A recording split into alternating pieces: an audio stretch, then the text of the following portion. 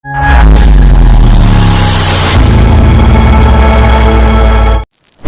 नमस्कार दोस्तों, एक बार फिर से स्वागत है आपके अपने चैनल मैथ लाइव 2.0 में, जहां हर दिन शानदार टेक्निक के साथ, शानदार अप्रोच के साथ हर दिन आपको प्रैक्टिस कराया जाता है। ठीक है, इस चैनल पर बड़ी ही शानदार टेक्निक के साथ आपको सिखाया जाता है। बिहार सिविल कोड 2023 यानी प्यून स्पेशली लेकर मैं प्रत्येक दिन प्रैक्टिस सेट लेकर आता हूं, और आज है प्रैक्टिस सेट 16 यानी 15 इसके पहले प्रैक्टिस सेट हो चुका है, और इससे पहले कुछ चैप्टर वाइज भी हो चुका है। उन सभी वीडियो का लिंक इस वीडियो के डिस्क्रिप्शन बॉक्स में लग जाएगा, वहां से आप देख सकते हैं। नहीं तो प्लेलिस्ट बना हुआ है बिहार सिविल कोड मैथ के नाम से, वहां से भी आप देख सकते हैं। ठीक है, और बिल्कुल ट्रिक से चटकाइएगा, यकीन मानिए, भरोसा करिए, एक झटके में हर सवाल को चटकाइएगा। और ये क्वेश्चन बिल्कुल नए पैटर्न पर आधारित प्रश्न है, जो बिल्कुल नए पैटर्न जो पूछने वाला है आपके एग्जाम में, बिल्कुल 100% वैसा ही। और पीडीएफ इसका फ्री में आप डाउनलोड कर सकते हैं। कहाँ? तो इसी वीडियो के डिस्क्रिप्शन बॉक्स में लग जाएगा पीडीएफ,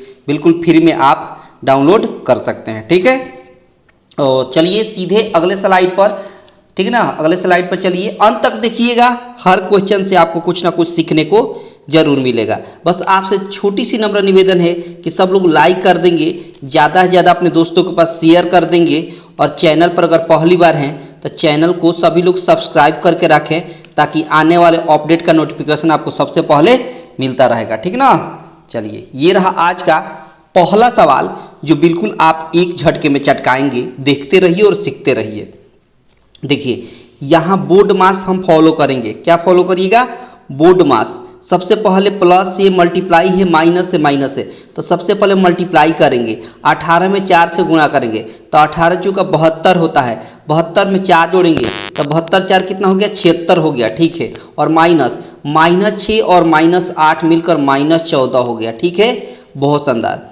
उसके बाद क्या करेंगे? 6 से 123 में गुणा करेंगे तो 6 3 18 हो गया, एक कैरी हो गया, 12 3 36 और 1 37 हो गया। ठीक है, माइनस फिर 5 से इन दोनों में गुणा करेंगे तो 5 6 30 हो गया, 3 कैरी, और 14 5 70, 70 और 3 हो गया, 73 हो गया। ठीक है, बहुत शानदार। उसके बाद क्या करेंगे? यहाँ पर निगेटिव वैल्यू ज़्यादा आ गया, देख लीजिए फिर से, 12 6 72, यहाँ माफ़ी चाहेंगे, 12 6 72 होगा। ठीक है, 72 1 73 होगा, 72 1 क्या होगा? 73 हो गया। ठीक है, यहाँ देखिए, अब यहाँ पर हो जाएगा 76 में से 14 माइनस करेंगे तो कितना हो जाएगा? तो कहिएगा 62 हो गया। अच्छा, इस 738 में से 730 घटाएंगे तो कितना हो जाएगा? 8 हो जाएगा। कितना होगा? 738 में से, ठीक है ना, 730 घटाएंगे तो कितना हो जाएगा बाबू? तो कहिएगा 8 हो जाएगा। और 2 से कैंसिल करिए तो 2 से कैंसिल करिएगा तो 31 हो गया, 2 से कैंसिल करेंगे तो 4 हो जाएगा, यानी 31 में 4 से भाग देंगे तो 4 7 28 हो गया, है ना, 30 4 7 28, 4 5 20, 7.75, यानी ऑप्शन डी हो गया। कौन हो गया बाबू? ऑप्शन डी हो गया। बड़ी आसानी से और बड़ी शिद्दत के साथ आपने इस सेशन का पहला क्वेश्चन चटका दिया। बहुत शानदार। बस बोर्ड मास आपको फॉलो करना था और कुछ नहीं था। जोड़ना, घटाना, गुणा करना, ये तो बचपन से आप जानते हैं। ठीक है, बहुत शानदार। ये लीजिए आज का दूसरा क्वेश्चन, और इसको कैसे चटकाएंगे वो देखिए। बोला है कि दो संख्याओं के वर्गों का योग दिया है 80। वर्गों, एक संख्या को x मान लेते हैं, दूसरे को y मान लेते हैं। अब वर्ग का मतलब पावर 2, योग बोला है मतलब प्लस देंगे। कितना दिया है सवाल में? तो कहिएगा 80 दिया हुआ है। ठीक है, उसके बाद बोला है इन संख्याओं के अंतर का वर्ग। इन दोनों संख्याओं को लेना है, और दोनों संख्याओं का अंतर मतलब माइनस, और तब बोला है इसका वर्ग। बोला है पहले अंतर, और फिर बोला है वर्ग मतलब पावर 2। कितना दिया है? 36 दिया है। अच्छा, ये एक्स वायर हटेगा तो रूट अंडर हो जाएगा, मतलब x - y बराबर जब रूट अंडर होगा तो 36 का वर्गमूल 6 हो गया। ठीक है जी। अब बोला है इन दो संख्याओं का गुणनफल निकालना है, तो क्या करेंगे? इसको दोनों तरफ वर्ग कर देते हैं, इधर भी वर्ग, इधर भी वर्ग। इधर वर्ग करेंगे तो a - b का होल एक्स वायर, फार्मूला होता है ax wire plus bx wire minus 2ab, यानी 2ab। 6 का एक्स वायर 36 हो गया। ठीक है, अच्छा, ये x square plus y square का वैल्यू कितना आया है? तो कहिएगा 80 दिया हुआ है। कितना दिया हुआ है? 80 दिया हुआ है। ठीक है, अच्छा, ये प्लस में 36 से इधर गया तो माइनस में 36 हो गया। ये माइनस में 2xy है, इधर गया तो प्लस में 2xy हो गया। 80 में से 36 घटाएंगे तो कितना हो जाएगा? 44 हो जाएगा। कितना हो जाएगा बाबू? 44 बराबर 2xy। 2 से कैंसिल करिएगा, 2 2 जा 4, 2 2 जा 4, यानी एक्स वाई का वैल्यू आ गया कितना बाबू 22 हो गया। और यही सवाल का आंसर हो गया, क्योंकि सवाल में बोला था दोनों संख्याओं का गुणनफल बताइए, तो एक संख्या को x माने थे, दूसरे संख्या को y, और इन दोनों का गुणनफल कितना आ गया। सवाल का आंसर ऑप्शन बी हो गया। कौन हो गया बाबू, ऑप्शन बी हो गया। बड़ी आसानी से आपने इस सेशन का दूसरा सवाल भी चटका दिया। बहुत शानदार, बहुत ही खूबसूरत। बस देखते रहिए और चटकाते रहिए, ठीक ना।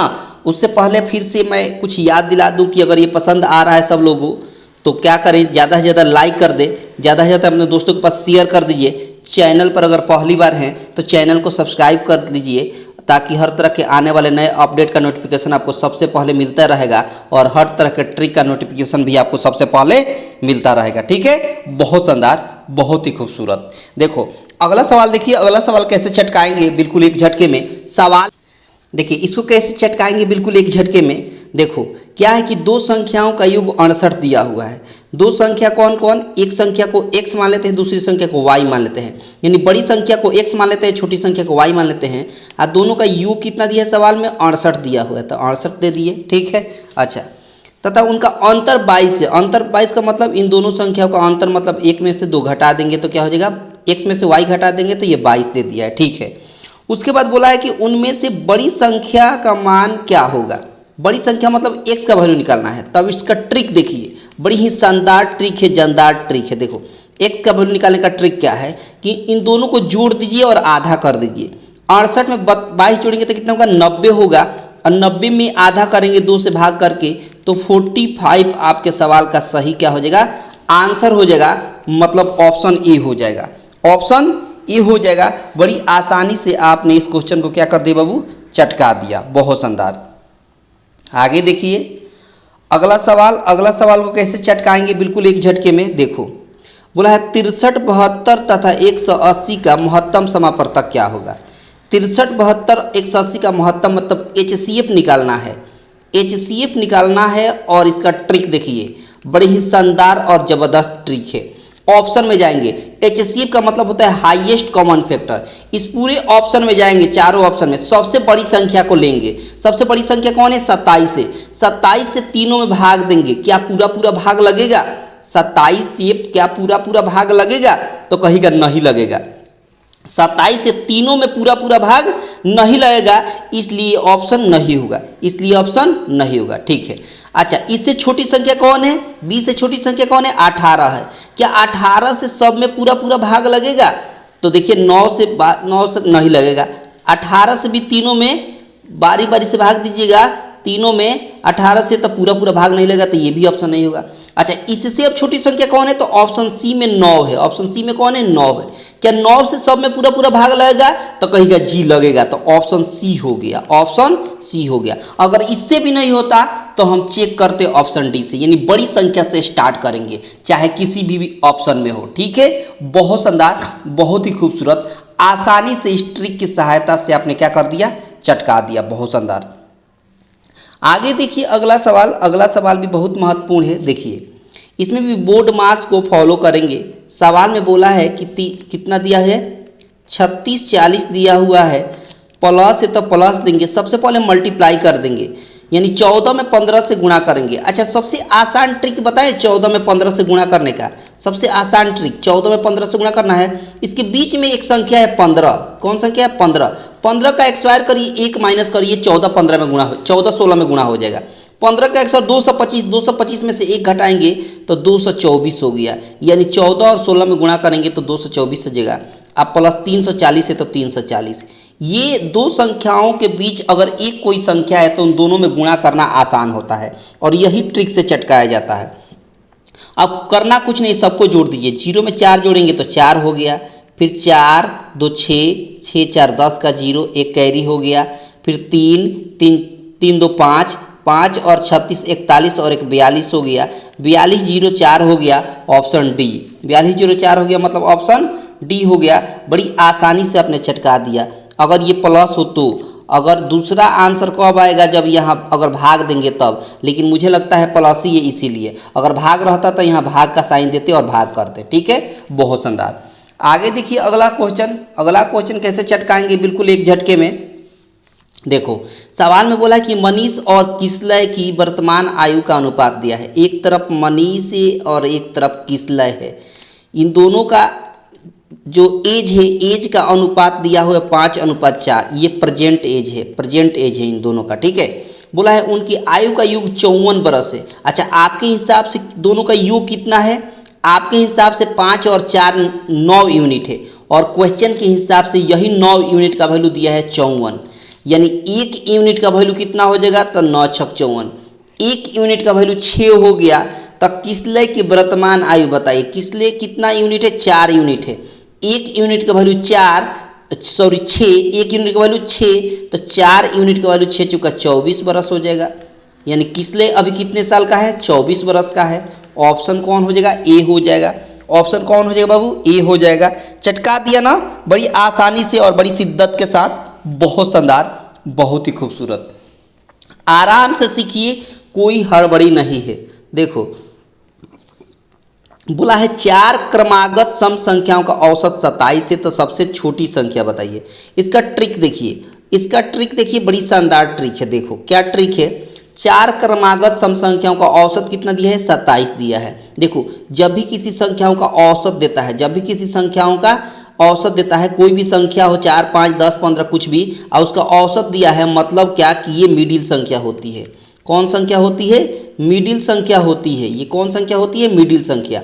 इसका मतलब कि 4 संख्या बोला है क्रमागत सम संख्या, इसका मतलब 2 संख्या इसके पहले होगा और 2 संख्या इसके बाद होगा, और वो भी सम संख्या होना चाहिए, वो भी लगातार। तो 27 के जस्ट पहले सम संख्या क्या होती है? 26 होती है, और 26 के जस्ट पहले सम संख्या क्या होती है? 24 होती है। अच्छा, 27 के जस्ट बाद सम संख्या क्या होती है? 28 होती है, और 28 के बाद सम संख्या 30 होती है। अच्छा, सवाल में बोला है कि सबसे छोटी संख्या बताइए, तो इस सब में छोटी संख्या कौन है? तो कहेगा 24 है। और क्या? ऑप्शन ए हो गया।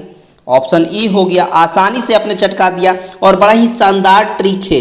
इस ट्रिक की सहायता से इस तरह के सवाल को ऐसे ही चटकाया जाता है। यही शानदार ट्रिक होता है, बहुत शानदार।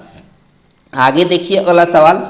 अगला सवाल का कैसे चटकाया जाता है देखिए। बोला है ए अनुपात बी का अनुपात दिया है। ए अनुपात बी का रेशियो दिया है, ठीक है, और ये सी दिया हुआ है। ए अनुपात बी का रेशियो 2:3 दिया है, और बी अनुपात सी का वैल्यू दिया है 5:7 दिया है। कह दिया है कि आप ए अनुपात बी अनुपात सी का वैल्यू निकालिए। तो इसका क्या ट्रिक है देखिए। इसको इसके साथ गुणा करिए, इसको इसके साथ और इसको इसके साथ, बस हो तो गया। 5 में 2 से गुणा करेंगे तो 10, 5 में 3 से गुणा करेंगे तो 15, और 7 में 3 से गुणा करेंगे तो 21। यानी 10, 15, 21 कहाँ है? 10, 15, 21 मतलब ऑप्शन डी। कौन सा बाबू? Option D. बड़ी आसानी के साथ आपने इस क्वेश्चन को भी चटका दिया। बहुत शानदार, बहुत ही खूबसूरत। देखो यही लेवल रहने वाला है आपके परीक्षा में। देखो 2025 से इसका स्क्वायर रूट आपको याद होना चाहिए। कितना होता है? तो स्क्वायर रूट कहीं 45। इस 2025 का स्क्वायर रूट कितना होता है? 45 होता है। कितना होता है? 45 बराबर इसको x मान लेते हैं, और इस 81 का स्क्वायर रूट कितना होता है? 9 होता है। 9 से काटिए, 9 बचे 45, यानी x का वैल्यू कितना आ गया? 5 आ गया। कितना आ गया बाबू? 5 आ गया। कहाँ है?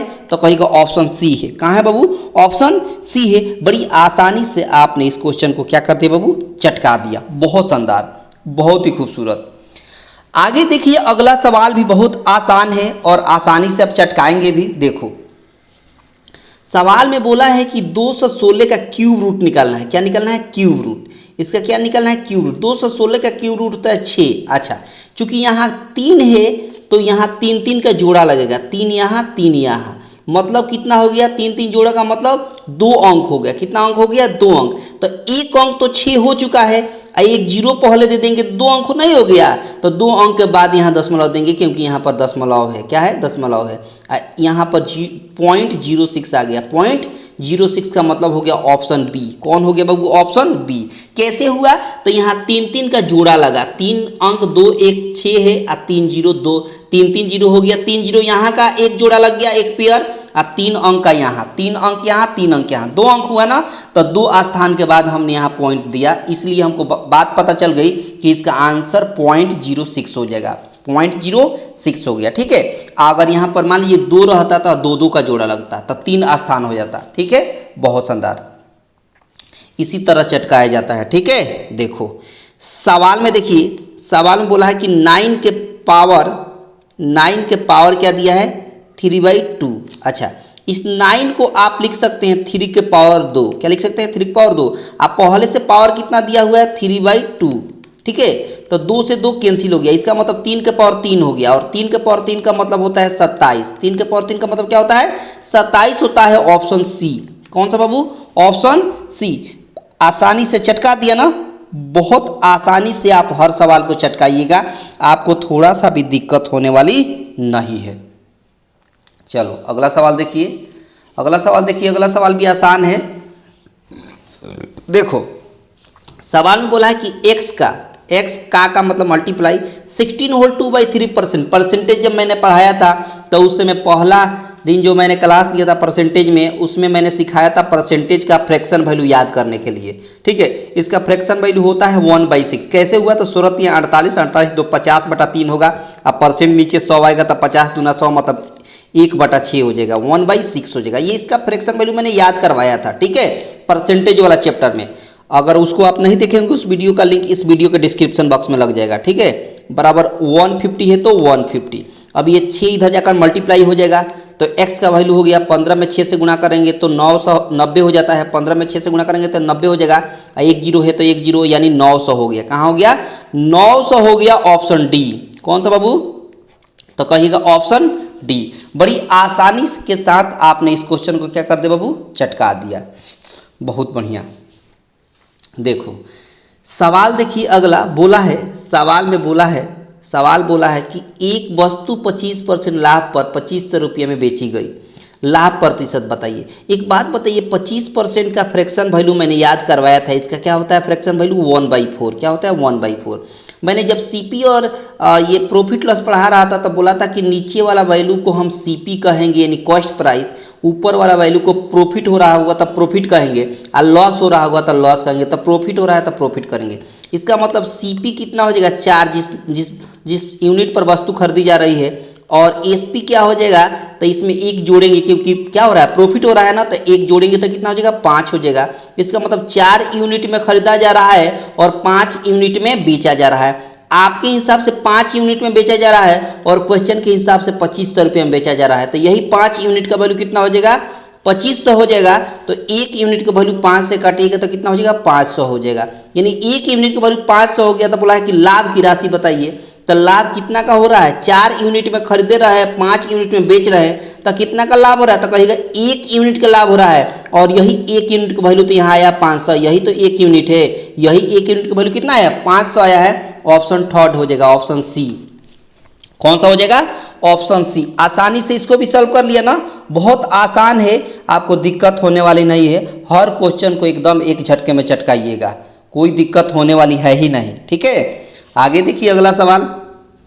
देखो बोला है कि क्रमागत बट्टा 40% और 20% के समान एकल छूट कितना होगा। बोला है कि लगातार बट्टा मिल रहा है, पहले 40% का फिर 20% का। देखिए एक काम करिएगा, आप ऐसे निकालिएगा, ट्रिक सीखिए। इसका ट्रिक क्या है, ट्रिक सीखिए। पहले मान लीजिए कि अगर x% को बट्टा लग रहा है और दूसरे को y% का बट्टा लग रहा है, तो इसका ट्रिक है -x - y और प्लस xy/100, xy/100। ये ट्रिक को आप याद करेंगे, ठीक है।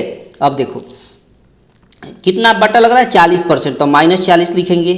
फिर कितना बट्टा लग रहा है 20%, तो -20 लिखेंगे। और प्लस x में y से गुणा करेंगे, मतलब 40 में 20 से गुणा करेंगे तो 40 × 20 हो जाएगा, ठीक है। और नीचे 100 है तो 100 रहेगा। ये ट्रिक चटकाएंगे इस ट्रिक से, ठीक है।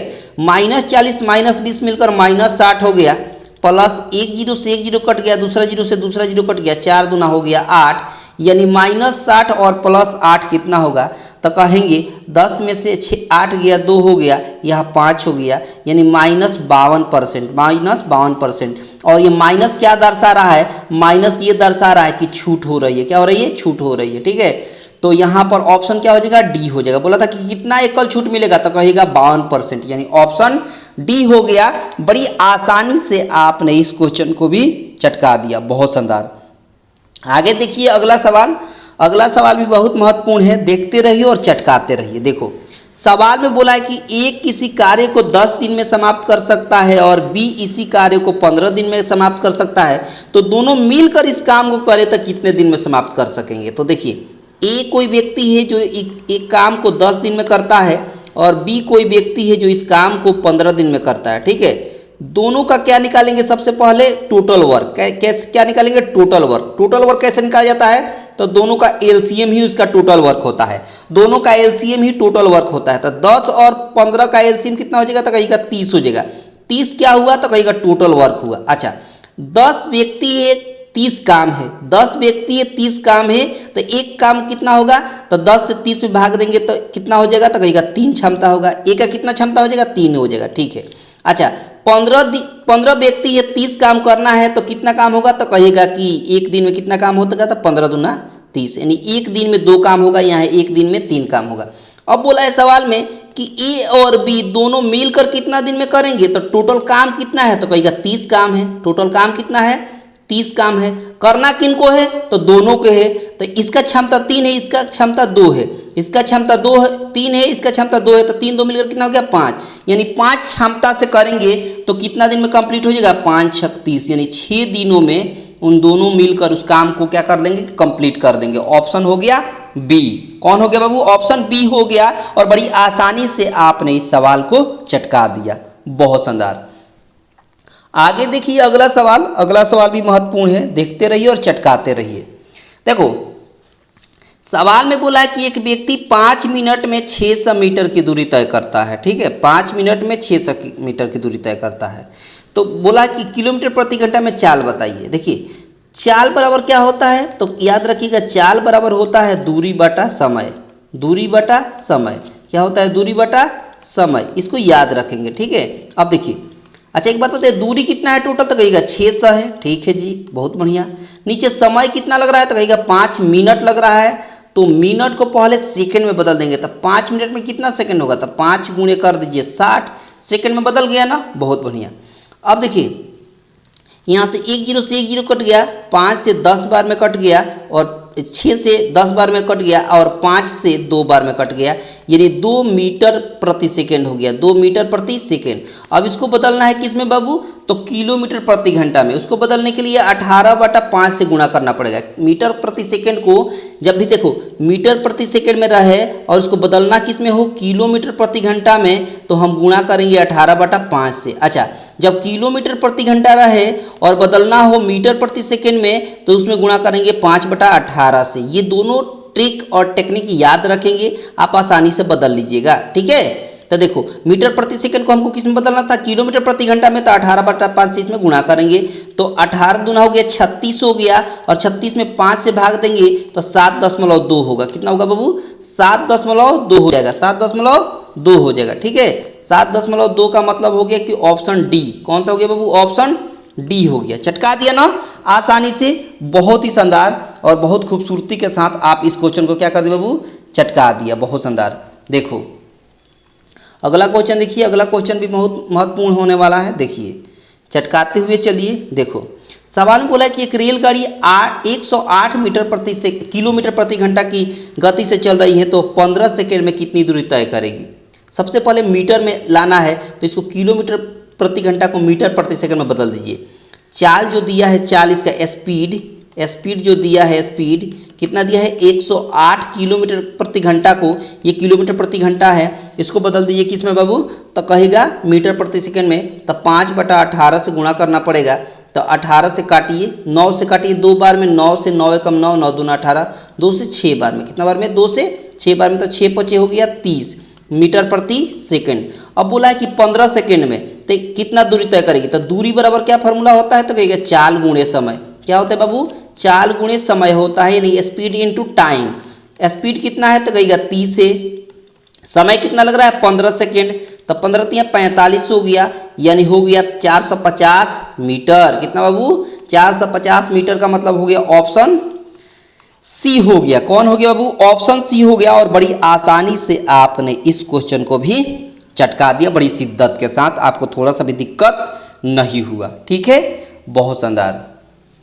देखो सवाल है, अगला सवाल है, सवाल क्या है कि एक नाव धारा के अनुकूल दिशा में 3 घंटा में 24 किलोमीटर चलती है, लेकिन वापस उसी स्थान पर धारा के विपरीत दिशा में 12 घंटे में पहुंचती है, तो स्थिर जल में नाव की चाल। तो देखिए, नाव की चाल को हम x मान लेंगे और धारा की चाल को हम y मान लेते हैं। ठीक है। अच्छा, जब भी धारा के अनुकूल चलती है नाव तो स्पीड बढ़ जाती है, यानी दोनों को जोड़ देंगे तो ये चाल हो गया। चाल बराबर क्या होता है? दूरी बटा समय। दूरी कितना है? तो कहेगा 24 किलोमीटर है।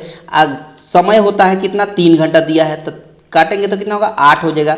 मतलब x प्लस वाई का वैल्यू कितना हो गया? 8 हो गया। बहुत शानदार। अच्छा, जब वापस आएगी तो वापस आएगा जब नाव, तो एक बात बताइए, वो धारा के विपरीत दिशा में हो जाएगा ना? बिल्कुल हो जाएगा। तो धारा के विपरीत दिशा में स्पीड घट जाता है, तो x माइनस वाई हो गया। अब स्पीड बराबर कितना दूरी तय करना है? तो 24 किलोमीटर ही दूरी तय करना है, लेकिन समय लग रहा है अब 12 घंटा। तो नीचे समय होता है ना, तो 12 घंटा दे देंगे। तो 12 दूना 24, मतलब x माइनस वाई का वैल्यू कितना हो गया? 2 हो गया। अच्छा, एक बात बताइए, आपको निकालना है नाव की चाल। किसकी चाल? नाव बोले तो x, नाव बोले तो x का मान। और x का मान निकालने का मैंने ट्रिक बड़ी ही शानदार बताया था थोड़ी देर पहले। क्या बताया था? कि इन दोनों को जोड़ दीजिए और आधा कर दीजिए। 8 2 10, और 10 में 2 से भाग देंगे तो 5 आपका सवाल का आंसर हो गया ऑप्शन ए। कौन बाबू?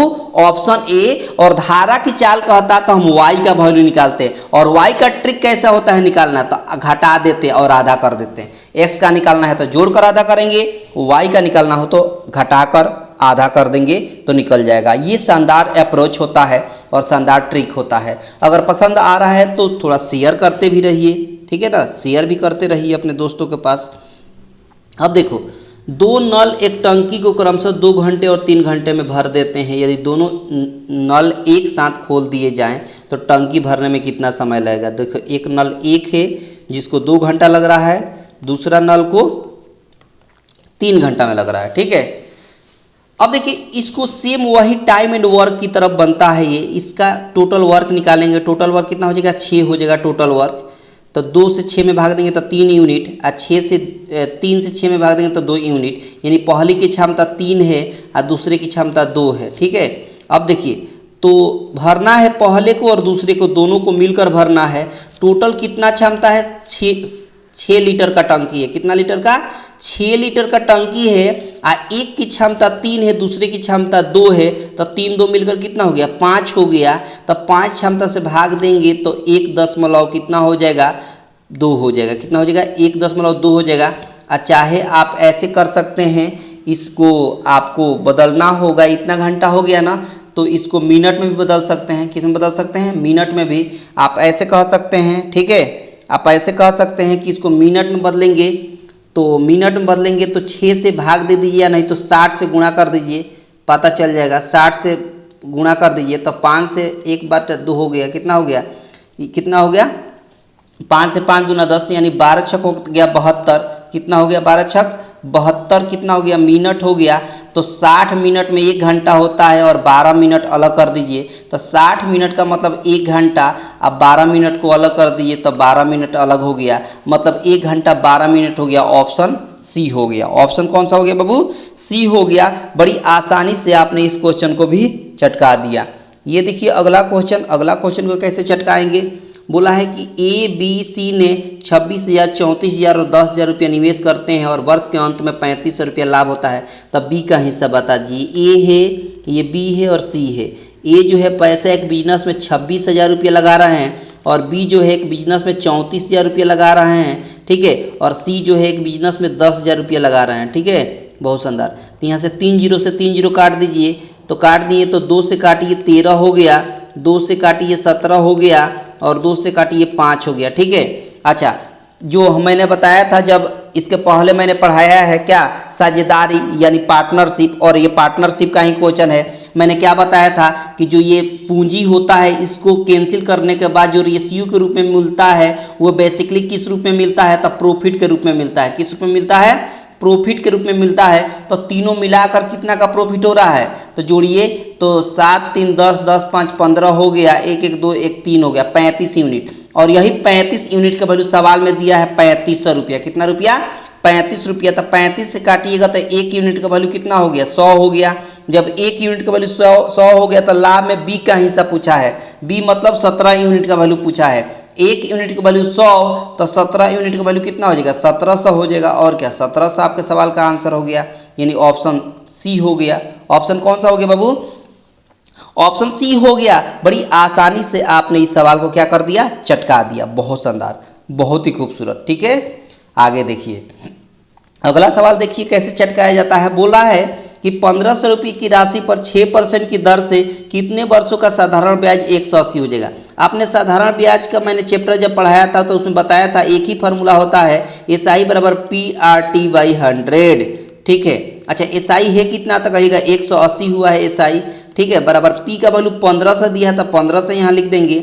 रेट दिया है 6% तो 6 लिख दिया, और टाइम नहीं दिया है तो टाइम हम लिख देंगे ऐसे ही। नीचे 100 है तो 100 हमने लिख दिया, 2 जीरो से 2 जीरो काट दिया, 15 से 12 बार में 180 कट गया।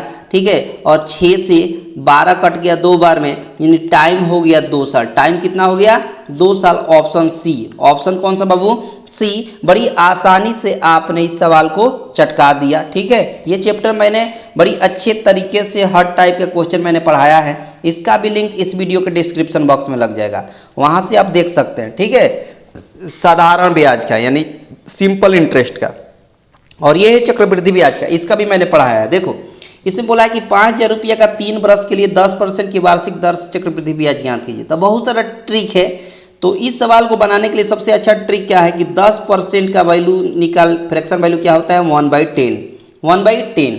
अब देखिए नीचे वाला क्या कहलाता है, ये प्रिंसिपल कहलाता है। तो प्रिंसिपल हो गया 10, अमाउंट कितना हो जाएगा, तो ये क्या हो रहा है, वार्षिक दर से चक्रवृद्धि ब्याज निकालना है ना, तो 10 में 1 जोड़ देंगे। तो 10 में 1 जोड़ेंगे तो कितना हो जाएगा 11 आपका क्या हो गया, तो कहिएगा कि अमाउंट हो गया। अच्छा, तो ये 1 साल का निकला, सवाल में बोला है 3 साल का निकालिए, तो फिर से 10 और 11 लिखिए, और फिर से 10 और 11 लिखिए, तो 3 साल हो गया ना।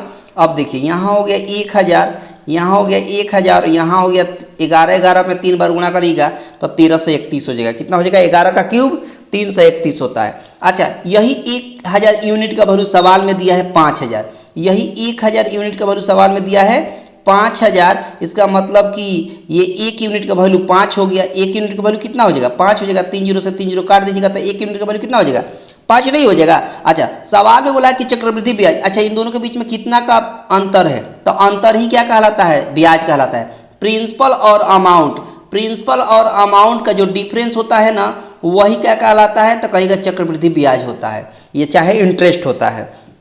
तो इन दोनों का अंतर कितना का है, तो कहेगा 331 का है। कितना का है, 331 का है। ठीक है, 331 का है। तो 1 यूनिट का वैल्यू 5 आया है, तो 331 यूनिट का वैल्यू कैसे निकालेंगे, 5 से गुणा कर देंगे, तो 5 कम 5 हो गया, 3 5 15 हो गया, 3 5 15 1 16 हो गया। 1655 आपके सवाल का सही आंसर हो गया। कहाँ है, तो कहेगा ऑप्शन ए है। कहाँ है बाबू, तो कहेगा ऑप्शन ए है, और ऑप्शन ए जो है इसका करेक्ट आंसर हो जाएगा, जो एक झटके में आपने इस सवाल को चटका दिया। अब एक और बात मैं बता दूं कि इस सवाल को बनाने के लिए और भी तरीके हैं, और भी तरीके हैं, ऐसे नहीं है कि और तरीके नहीं है। मैंने एक और तरीका बताया था और उसी ट्रिक से मैंने सब सवाल बनाया था। इस ट्रिक से एक ही सवाल मैंने बताया था, ठीक है, जब चैप्टर पढ़ा रहा था तो। ठीक है, बहुत शानदार। देखिए ट्रिक बहुत है ना, कंसेप्ट अप्रोच बहुत सारा है, लेकिन जब परीक्षा में आप बैठिएगा ना, तो जो आपके दिमाग में तुरंत स्ट्राइक करे ना, उसी से आप बना दीजिए। अब ये मत सोचने लगिए कि वो याद था, कि वो उससे बनाए, कि इससे बनाए, तब तक आपका टाइम खत्म हो जाएगा। ठीक है ना, तो जो आपके दिमाग में हंट करे उसी समय वही टेक्निक अपना दीजिए। ठीक है, ज़्यादा सोचने की जरूरत नहीं है। देखो बोला है एक मैदान की लंबाई 30 मीटर और चौड़ाई 20 मीटर है। एक मैदान है, ठीक है, जिसकी लंबाई है 30 मीटर और चौड़ाई है 20 मीटर। ठीक है, इसकी परिमिति बताना है। तो परिमिति क्या होता है, तो 2 इंटू एल प्लस बी, लंबाई इंटू लंबाई प्लस चौड़ाई, यानी 2 इंटू एल बोले तो 30 और बी बोले तो 20। ठीक है, अच्छा 30 20 मिलकर कितना होगा 50, अब 50 में 2 से गुणा करेंगे तो 100 हो जाएगा, और क्या 100 मीटर हो गया इसका परिमिति। परिमिति का मतलब होता है इसकी बाउंड्री, क्या इसका बाउंड्री, बाउंड्री को जोड़ दिए। चूंकि ये आयत है ना, तो आमने सामने वाला बराबर होता है, तो ये 30 है तो ये भी 30 हो गया, और ये 20 है तो ये भी 20 हो गया। अब या तो ये फॉर्मूला आप लगा दीजिए, नहीं तो सबसे आसान एक और ट्रिक है। क्या ट्रिक है कि आप सबको जोड़ दीजिए, इसकी लंबाई इसकी लंबाई इसकी लंबाई जोड़ दीजिए। तो देखिए ना 30 और 20 50, 50 और 30 80 80 अभी 100 हो तो गया, ऑप्शन ए। ऐसे भी बना सकते हैं, जैसे आपके दिमाग में उस समय काम करे परीक्षा में वही टेक्निक अपना दीजिए, ज़्यादा सोचने की जरूरत नहीं है। बहुत शानदार। आगे देखिए अगला सवाल। देखो सवाल है, बोला है कि घन का विकर्ण दिया है, ठीक है। घन का विकर्ण क्या होता है वास्तव में, तो कहेगा घन का विकर्ण होता है √3 इंटू ए, यानी √3 इंटू भुजा बराबर कितना दिया है विकर्ण, तो कहेगा √12 दिया है। अच्छा एक बात बताइए, इस 12 को हम लिख सकते हैं 2√3, कोई दिक्कत नहीं है। 2√3, √3 से √3 कट गया, यानी ए का वैल्यू हो गया 2, ए का वैल्यू 2 हो गया। पूछा है घन का आयतन बताइए, आयतन होता है भुजा क्यूब। क्या होता है भुजा क्यूब, मतलब ए क्यूब, मतलब 2 का क्यूब कर देंगे तो 8 आपके सवाल का सही आंसर हो गया ऑप्शन ए। ऑप्शन ए चटका दिया ना, आसानी से आपने इस सवाल को बखूबी आपने इसको भी निपटा दिया। बहुत शानदार। सवाल में कोई ताकत नहीं है, सवाल को आप एक झटके में चटकाइएगा। देखो बोला है कि साइन थीटा का वैल्यू दिया है 8/10। देखिए साइन थीटा का वैल्यू कितना दिया है 8/10, और आपको टेन थीटा का वैल्यू पूछ दिया है, टेन थीटा का। तो इसका ट्रिक देखिए, बड़ा ही मज़ेदार ट्रिक है और बड़ा ही अद्भुत ट्रिक है, आपने नहीं देखा होगा। देखो अच्छा एक बात बताइए, जो साइन थीटा का वैल्यू 8/10 है तो वही वैल्यू तो टेन थीटा का नहीं होगा, यही सेम वैल्यू तो टेन थीटा का नहीं होगा, तो ऑप्शन बी ऐसा ही गलत हो गया। ऑप्शन बी ऐसा ही गलत हो गया ना। 8/10 कैसे होगा, जो मान साइन थीटा का है वही मान टेन थीटा का थोड़े होगा, नहीं ना होगा, बिल्कुल नहीं होगा। तो साइन थीटा का मान जब 8/10 दिया है और टेन थीटा का वैल्यू आपसे पूछा है, तो टेन थीटा का वैल्यू कभी 8/10 होगा, वो तो साइन का मान है, तो टेन के कहाँ से होगा। अच्छा टेन का आपको निकालना है ना, तो एक बात बताइए, साइन थीटा बराबर फॉर्मूला क्या होता है, तो कहिएगा p/h होता है। अच्छा टेन थीटा का फॉर्मूला क्या होता है, तो कहिएगा p/b होता है। अब b निकालने मत लगिएगा, बहुत बच्चे b निकालेंगे। p का वैल्यू कितना है, तो 8 है, तो p का वैल्यू 8 लिख दिए। b का वैल्यू हमको नहीं मालूम है, कोई दिक्कत नहीं है, हमको नहीं मालूम है, कोई दिक्कत नहीं है। अब पूरे ऑप्शन में जाइए, चारों ऑप्शन में, चारों में से b तो कैंसिल हो चुका है, b को छोड़ दीजिए। a c d में जाइए और देखिए किसमें नोमिनेटर में 8 दिख रहा है, मतलब ऊपर कहाँ 8 दिख रहा है, वही आंसर हो गया एक झटके में। तो एक ही ऑप्शन है डी, जहां पर 8/6 दिख रहा है, जिसमें 8 ऊपर है, और यही सवाल का सही आंसर हो गया। और क्या, ये शानदार टेक्निक है और ये शानदार अप्रोच है, इसी अप्रोच से चटकाया जाता है सवाल को, ठीक है। नीचे कुछ भी है उसे क्या मतलब था, हमको ऊपर 8 चाहिए, तो यहाँ 8 था बी में, लेकिन ये पहले ही कैंसिल हो चुका है, तो ये होगा नहीं। तो एक ही ऑप्शन बच गया था डी, जहाँ ऊपर 8 दिख रहा था, नीचे कुछ भी है उससे कोई मतलब नहीं है। हमने इस ट्रिक की सहायता से, इस बुद्धि का प्रयोग करके हमने इस क्वेश्चन को चटका दिया बड़ी आसानी से। बच्चे क्या करेंगे कि बी का वैल्यू निकालेंगे, बी का फार्मूला होता है √h² - px², और फार्मूला यूज करेंगे, तब तक पता चलेगा कि टाइम खत्म, ठीक है। बहुत शानदार, शानदार टेक्निक से बनाइए, कोई दिक्कत नहीं होगा। देखो सवाल में बोला है कि एक टावर है कि निचले सिरे से 50 मीटर की दूरी पर उन्नयन कोण 30 डिग्री है। कितना डिग्री है, ये आपका हो गया, यहाँ से उन्नयन कोण कितना हो गया बाबू, 30 डिग्री, ये उन्नयन कोण होता है, ठीक है। और ये 50 मीटर की दूरी पर है, यानी ऊंचाई कितना है 50 मीटर। एक टावर के निचले सिरे से 50 मीटर की दूरी पर उन्नयन कोण 30 डिग्री है। अच्छा ये निचले हिस्से के दिया है, निचला हिस्सा दिया है, ये हिस्सा, ये 50 मीटर दिया है, ये ऊंचाई निकालना है, ठीक है। तो एक बात बताइए, टेन थीटा लेंगे, टेन थीटा बराबर क्या होता है, टेन थीटा ही क्यों लेंगे। आप सोचिएगा कि साइन थीटा सर क्यों नहीं लेंगे, कॉस थीटा, इसलिए क्योंकि यहाँ हमको दिया है p/h, p और b का वैल्यू दिया है, p और b टेन में ही होता है, साइन में p/h होता है, और h का मान हमको नहीं मालूम है, यानी कोण हमको नहीं मालूम है। तो ये होता है p/h, यानी लंब बटा कोण। लंब कितना दिया है, h दिया है, कोण कितना दिया है 50 दिया है, ठीक है। अच्छा थीटा यहाँ पर कितना रखना है 30 डिग्री, थीटा यहाँ पर हमने रख दिया 30 डिग्री। तो tan 30 डिग्री का मान क्या होता है, तो कहेगा 1/√3। क्या होता है 1/√3, बराबर में h/50 है, तो h/50 क्रॉस गुणा कर दीजिए, क्रॉस गुणा। तो h में √3 से गुणा करेंगे तो √3h हो गया, बराबर 50 में 1 से गुणा करेंगे तो 50, तो h बराबर हो गया 50, और √3 गुणा में इधर आएगा तो भाग में, यानी h बराबर हो गया 50/√3। कहाँ है 50/√3, तो कहेगा ऑप्शन बी है। कहाँ है बाबू, तो कहेगा ऑप्शन बी है। और बड़ी आसानी से और बड़ी शानदार अप्रोच ट्रिक के साथ आपने इस क्वेश्चन को भी चटका दिया, मजा आ गया, आपको मजा आ गया, ठीक है। तो आज बस इतना ही सेशन रहने देते हैं, इस सेशन को यहीं पर समाप्ति कर देते हैं, ठीक है। क्वेश्चन आपको बड़े ही मजेदार मैं लेकर आया था, बिल्कुल एग्जाम ओरिएंटेड। अगर मतलब आपको बिल्कुल अगर अच्छा लगा होगा, बेहतर लगा होगा, तो सब लोग लाइक करके जाएंगे, ज़्यादा से ज़्यादा अपने दोस्तों के पास शेयर कर देंगे, और चैनल को पहली बार है तो सब्सक्राइब करके रखें ताकि आने वाले अपडेट का नोटिफिकेशन आपको सबसे पहले मिलता रहेगा। ठीक है, बस यहीं पर समाप्ति करते हैं। अपना ख्याल रखिएगा। तब तक आप सभी को दिल से धन्यवाद।